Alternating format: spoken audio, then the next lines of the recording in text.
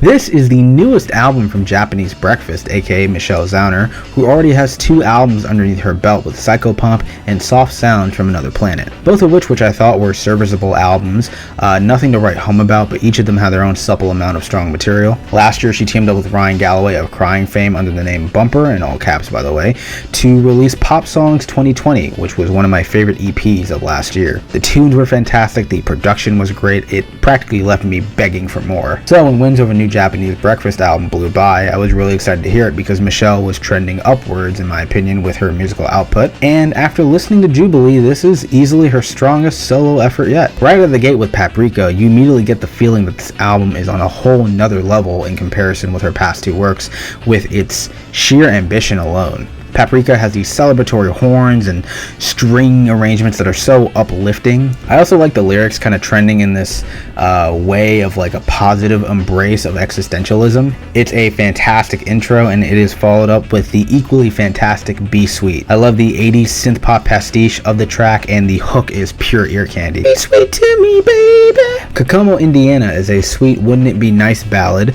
that touches upon someone who was saying goodbye to somebody else forever and imagining if that wasn't the case. Michelle's performance is very potent and the chord string mix send-off at the end is genuinely beautiful. Slide Tackle is another piece of delicious pop that has these small bits of electronica, disco, and funk infused into it. The saxophone leads on this track are just mesmerizing. Then we have Posing in Bondage, which was a lead single for the album, and this track employs a dreary yet dreamy atmosphere, putting Michelle's vocal performance in center stage. I assumed based off the title that it would be a sexual-centric song, but that's not the case at all here. The lyrical approach is more about how people are bound to their instinct of longingness and wanting to be connected.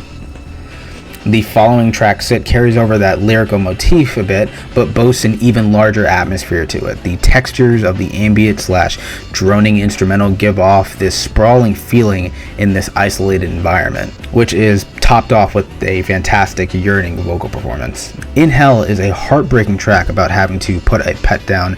The lyrics hit quite hard for me since no less than 2 months ago I had to say goodbye to one of my own pets, so this track really resonated with me on that level. And Tactics is a slow, groovy, euphoric journey where the string arrangements are the biggest and broadest on the entire album here. Every time I listen to it, I just get swept up into the giant wave of orchestral beauty. I did have a couple of gripes with the album, however. The track Savage Good Boy is a commentary on rich people with the mindset of make money until money no longer exists. It's a pretty prevalent social topic right now, but the track is pretty surface level on its commentary, no thanks to the short runtime of about 2 minutes. It felt out of place conceptually for the album. While I do appreciate the variety this track tries to offer, it doesn't pay off all that well. And after listening to the closer Posing in Cars multiple times, I do like the long guitar solo to close out the 6-minute bookend, but I didn't find anything that came before that solo to catch my ear.